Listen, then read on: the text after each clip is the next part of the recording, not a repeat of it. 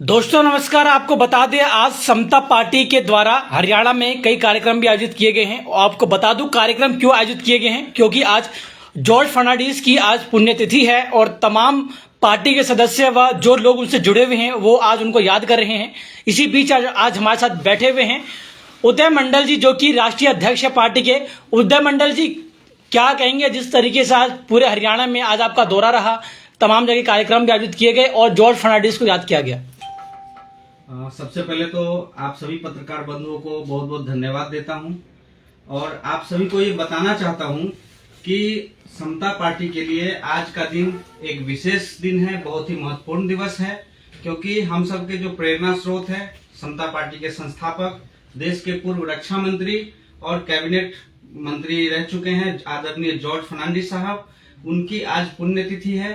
तो उनको हम लोग श्रद्धांजलि देते हुए उनको याद कर रहे हैं। उनका जो सपना था देश की राजनीति को लेकर के, उनका जो सपना था उस सपने को साकार करने पर समता पार्टी विशेष रूप से बात कर रही है, चर्चा कर रही है अपने प्रतिनिधि मंडलों के साथ। और विशेष करके मैं 5 दिवसीय दौरा हरियाणा का, जो 5 दिवसीय मेरा दौरा है हरियाणा को मजबूत करने के लिए, और हरियाणा प्रदेश कमेटी के साथ हम लोग हरियाणा को मजबूत कर रहे हैं। आप सभी को बता देना चाहता हूं कि हमारे जॉर्ज साहब के नेतृत्व में 1996 में जो हरियाणा विधानसभा का चुनाव हुआ था, उसमें हमारे 24 कैंडिडेट जीत कर आए थे और उसी को फिर से हम लोग दोहराएंगे।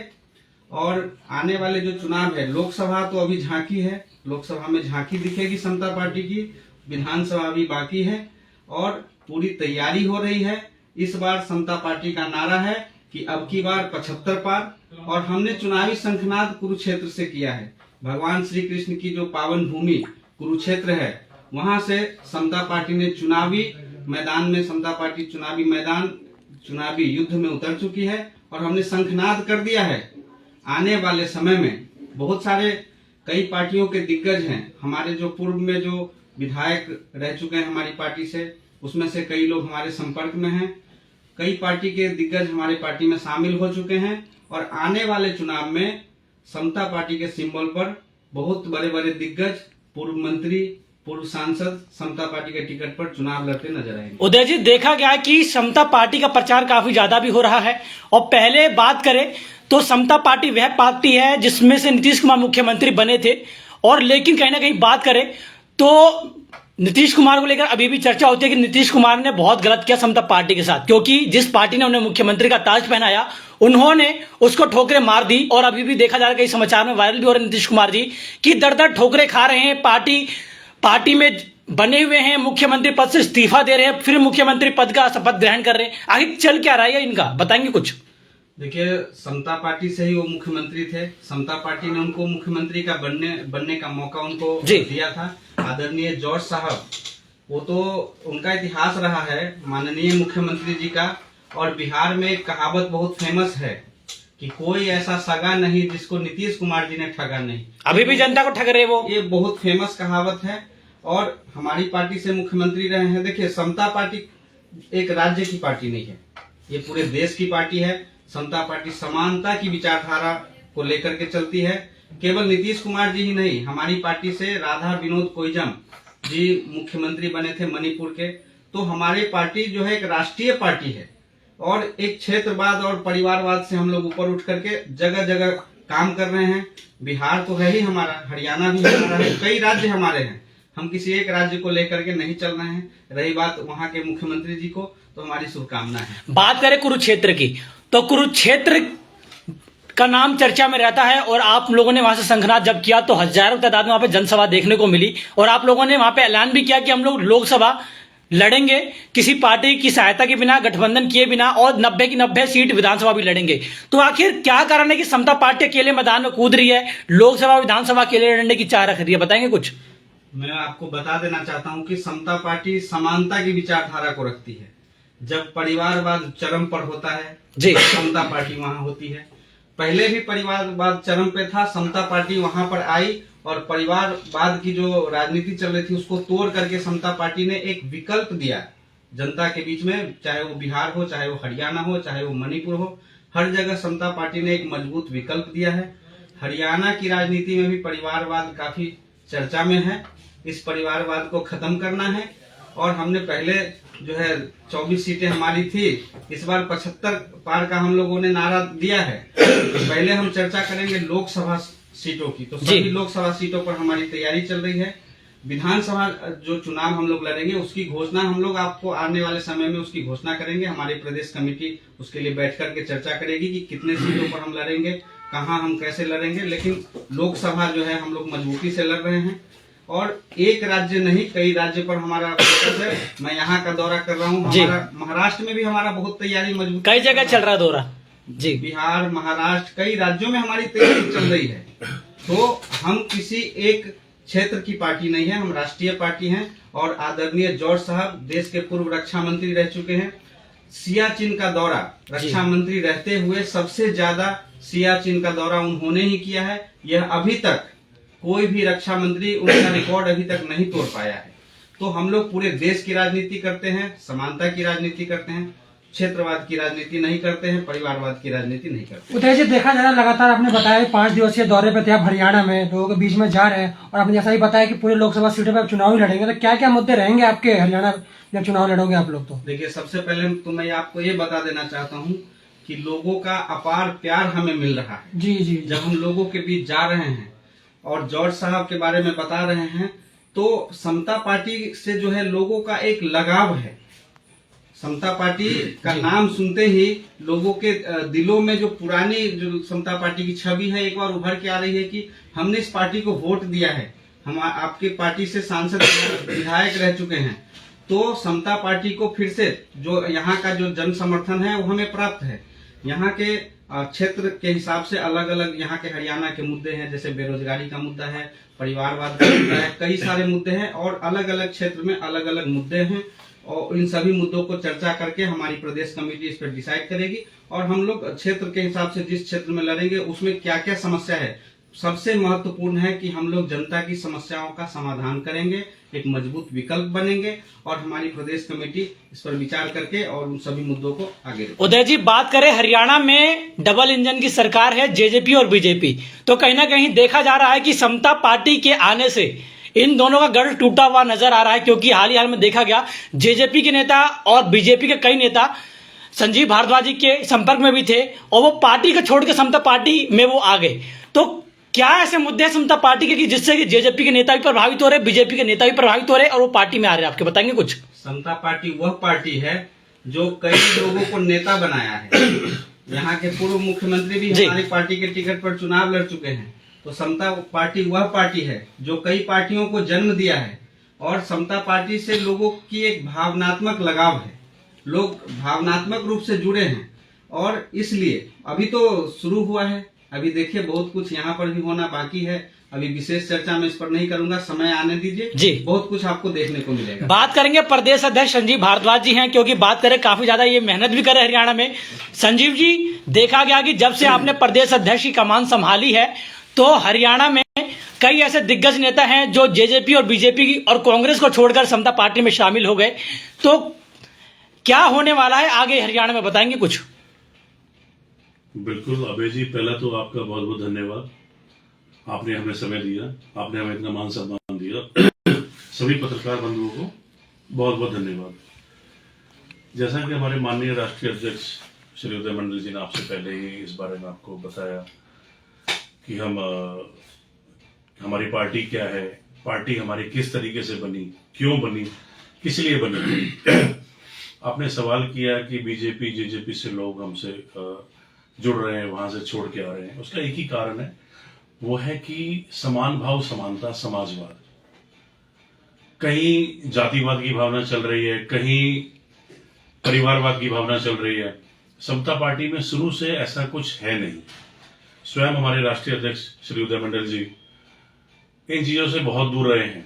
इन्होंने पिछले साल 31 मार्च 2023 को जातीय जनगणना के विरोध में पटना में एक काफी बड़ा इन्होंने मार्च किया था, इन्होंने रैली निकाली थी और जिससे कि बिहार गवर्नमेंट के ऊपर सबसे बड़ा प्रभाव पड़ा कि उनको जातीय जनगणना रोकनी पड़ी उनको जी। तो ये तो जो जातिवाद का जो सबसे बड़ा मुद्दा आ रहा है, जातिवाद में हम क्या कर रहे हैं, हम ये भूल गए कि हम इंसान है। सबसे पहले हमें इंसान होना चाहिए, ना कि हमें किसी जाति की तरफ हमें फोकस करना चाहिए कि वो इस जाति से, वो इस जाति से। पूरे हिंदुस्तान को जातियों में बांट दिया है। धर्म की तो बहुत दूर की बात हम करेंगे। हमारा एक धर्म हमारा कई जातियों में बटा हुआ है जी। जातिवाद की भावना, जातिवाद का भेदभाव हमारी समता पार्टी में नहीं है। इस बात को सभी जानते हैं। यहाँ पे जो जितना मेहनत करेगा उसको उतना ही यहाँ सम्मान मिलेगा। जैसा भी माननीय अध्यक्ष जी ने कहा कि इस पार्टी से काफी बड़े दिग्गज नेता निकले हैं, उन्होंने अपना पूरा वर्चस्व बनाया इस पार्टी से। सबसे बड़ा नाम है आपके सामने नीतीश कुमार जी का, जो इस पार्टी से निकले, बने, जीते। उनको मुख्यमंत्री भी उनको बनाया गया, उनकी अलग से पार्टी भी उनकी बनवाई गई ताकि वो अपना क्षेत्रीय स्तर पे वो अपने प्रदेश को अच्छे तरीके से विकसित कर सके, उसे चला सके उसको। इसी तरह से 1996 में हमारे 24 विधायक जीते थे समता पार्टी के टिकट से, या समता पार्टी के नाम से, या समता पार्टी का परचम था हरियाणा में। 1996 में हरियाणा विकास पार्टी बंसीलाल जी की पार्टी थी। 12वीं बार चुनाव लड़ने के बाद 33 सीटें लेके आई। बीजेपी 2 बार चुनाव लड़ने के बाद 11 सीटें लाई थी, और समता पार्टी पहली बार चुनाव लड़ने के बाद 24 सीटें लाई। और स्वयं हमारे माननीय भूतपूर्व मुख्यमंत्री श्री ओम प्रकाश चौटाला जी, वो खुद हमारे 83वें विधानसभा क्षेत्र से टिकट लेके समता पार्टी के टिकट पे वो लड़े थे। तो इस चीज को आप समझ सकते हैं कि उस टाइम पार्टी का क्या वर्चस्व था, पार्टी का क्या मकसद था। सिर्फ समाजवाद। हमें समाजवाद चाहिए, हमें किसी तरीके का जातीय भेदभाव नहीं चाहिए, हमें किसी भी तरह से परिवारवाद नहीं चाहिए हमें। संजीव जी, बात करें जिस तरीके से आप लोग लगातार मुद्दे भी उठा रहे हैं, हरियाणा में 90 विधानसभा सीट पर चुनाव लड़ने की आपने तैयारी भी की है, तो विधानसभा चुनाव को लेकर भी कई बातें, राजनीति चर्चाएं भी चल रही हैं कि समता पार्टी तो नई पार्टी हरियाणा में, क्योंकि वर्चस्व इनका बिहार में है। लेकिन यहाँ के जो लोग हैं वो अभी भी समझ नहीं पा रहे कि समता पार्टी से हम जुड़े कैसे, क्योंकि कई जो ऐसे नेता वो जनता तक पहुंच नहीं पा रहे। तो ऐसे पहलुओं के लिए आपकी टीम ने क्या क्या समीकरण तैयार किए हैं, कुछ बताएंगे? बिल्कुल। जैसा आपने कहा कि समता पार्टी, यानी यहाँ के जो लोग हैं वो समझ नहीं पा रहे कि समता पार्टी नई पार्टी है, तो मैं इसमें आपको कहूंगा कि समता पार्टी यहाँ के लिए, हरियाणा के लिए कोई नई पार्टी नहीं है। ये कहूंगा जो आज के यंगस्टर्स हैं, युवा हैं, वो नहीं समझ पा रहे इस पार्टी की जानकारी नहीं है कि समता पार्टी कौन है, क्या है। तो इसमें सभी युवाओं से, सभी मेरे भाइयों बहनों से, मैं सभी से ये कहूंगा कि आप विकिपीडिया में, आप गूगल पे चेक करिए समता पार्टी कौन है, समता पार्टी ने किस तरीके से बिहार में, उत्तर प्रदेश में, झारखंड में, आसाम में, मणिपुर में, कई राज्यों में किस तरीके से समाजवाद की भावना फैलाई और किस तरह से वहां पे सीटें निकाली। सीटें निकालने के बाद वहां पे उन्होंने वहां के क्षेत्रीय नेताओं को मजबूत करने के लिए उनकी पार्टियां बनवाई। तो जब हम बात करते हैं समता पार्टी की, बात करते हैं आज के लोगों की जिनके नॉलेज में नहीं है समता पार्टी, तो वो बात करें अपने घर के बुजुर्गों से। उनको सभी को पता है समता पार्टी कौन है, समता पार्टी किसकी पार्टी है, समता पार्टी किस लिए बनी, सभी को पता है। सभी लोग जॉर्ज फर्नांडिस जी को जानते हैं जी। सभी लोग हमारे भूतपूर्व रक्षा मंत्री जी को जानते हैं अच्छी तरीके से। सभी लोग ये जानते हैं कारगिल वॉर कब हुआ था, क्यों हुआ था, किसने कराया था, किस लिए कराया गया। और सबसे इंपॉर्टेंट, सबसे जो महत्वपूर्ण बात है वो ये है कि हमारा देश कभी सैन्य शक्ति के मामले में, मैं बात करूंगा 1998-99 से पहले बहुत पीछे था, बहुत पिछड़ा हुआ था। बट जब हम फर्नांडिस जी ने एज ए रक्षा मंत्री, डिफेंस मिनिस्टर रहते हुए बहुत ही गोपनीय तरीके से परमाणु परीक्षण कराया, और जिस परीक्षण के बाद देश हमारा 7वें स्थान पर हमारा पहुंचा सैन्य शक्ति के मामले में। तो बहुत सी उपलब्धियां दी हैं देश को जिनको भुलाया नहीं जा सकता। देखिए कि आप लोगों ने लोकसभा की तैयारी भी शुरू कर दी है, शंखनाद कुरुक्षेत्र से कर दिया है, तो लोकसभा को लेकर क्या तैयारी है, कुछ हमारे दर्शकों को बताएंगे कि किस स्तर पे पार्टी चुनाव लड़ेगी, कैसे क्या है? बिल्कुल मैं बताऊंगा। अभी मैं अपनी, जो आपका पहला सवाल था उसको मैं पूरा करूंगा मैं, तो आपका हाँ रह गया था उसमें। हाँ, तो आपका सवाल था कि लोग हमसे जुड़े कैसे जी। तो लोगों के लिए हम हमारी वेबसाइट पे हमने जगह जगह अपने हमारे फोन नंबर हमने ड्रॉप किए हुए हैं, जगह जगह हमारे ऑफिसेज बन रहे हैं, हमारे यानी छोटे छोटे कार्यालय बन रहे हैं, हमसे लोग जुड़ते जा रहे हैं। तो जहां जिसको भी लगता है कि हमें समता पार्टी से जुड़ना है, हमें साथ में काम करना है, समाजवाद की भावना से हमें काम करना है हमें, तो हमारे सारे संपर्क हम आपसे साझा करेंगे। उनसे आप हमारे जो भी कांटेक्ट डिटेल्स है, हमारे नंबर से, फोन नंबर से, ईमेल आईडी, आप उनसे शेयर करें ताकि वो हमसे डायरेक्ट बात कर सके, हमसे जुड़े आके। और सभी का मोस्ट वेलकम है। बट मैं सभी से ये प्रार्थना करूंगा, रिक्वेस्ट करूंगा कि जो हमारी पार्टी है, ये नहीं है कि आप आ रहे हैं यहाँ पे कि हमें ये फायदा उठाना है, कि हमें ये काम कराना है, हमें कॉन्ट्रैक्ट दिलवाना है, हमें या हमें उसका ट्रांसफर कराना है। ऐसा कुछ नहीं है। हम सिर्फ और सिर्फ हमारा एक ही मकसद है, समाज सेवा, देश सेवा, लोगों की सेवा। जितनी ज्यादा से ज्यादा हम समाज की मदद कर पाए, वही हमारा टारगेट है, वही हमारा लक्ष्य है। दूसरा आपका सवाल कि लोकसभा चुनाव की हम तैयारी करने जा रहे हैं, कैसे करेंगे, क्या करेंगे, किस तरीके से करेंगे।